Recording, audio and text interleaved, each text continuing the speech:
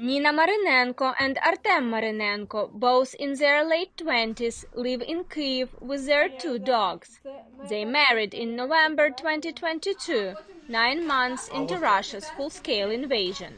The couple dreams of becoming parents, but they say the uncertainty and the risks brought by the war make them afraid to have a baby. The context of war makes you think about something else altogether. The thoughts focus on how I imagine pregnancy in peacetime and how it would go during the war. This is something that holds me back very much.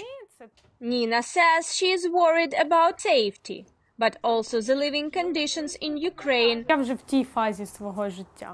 I am already in that phase of my life when I am as ready as possible, and the war is one important factor that prevents this.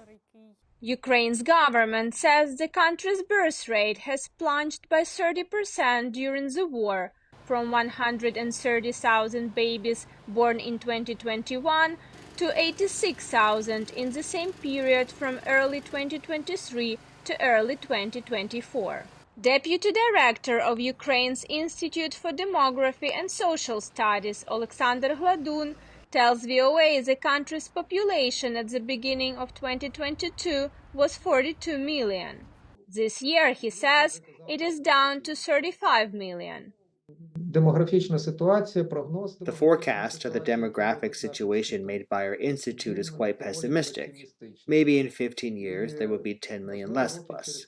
We develop different forecasts based on different scenarios. Gladun says Ukraine's government needs to address the issue urgently. He names economic uncertainty as the main issue.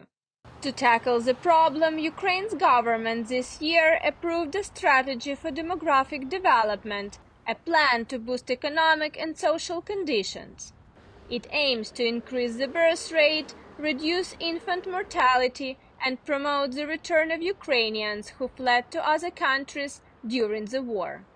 Tetiana Narytnik, an obstetrician at one of Kyiv's leading maternity hospitals, says many of her patients now are internally displaced persons. These women have certain complications during their pregnancies due to stress factors. Also, many women did not have the opportunity to visit an antenatal clinic, see a doctor, and undergo certain examinations and consultations. Anastasia recently gave birth to Olivia. With her husband and older son, Anastasia, who declined to give her full name, escaped the Russian occupation of Severodonetsk in the Luhansk region in March 2022. A second child was the family's long-time dream. Unlike many, Anastasia chose not to wait. The war will end at one point, and children mean happiness. Why not? When, if not now? Nina and Artem do not share Anastasia and her husband's confidence and optimism.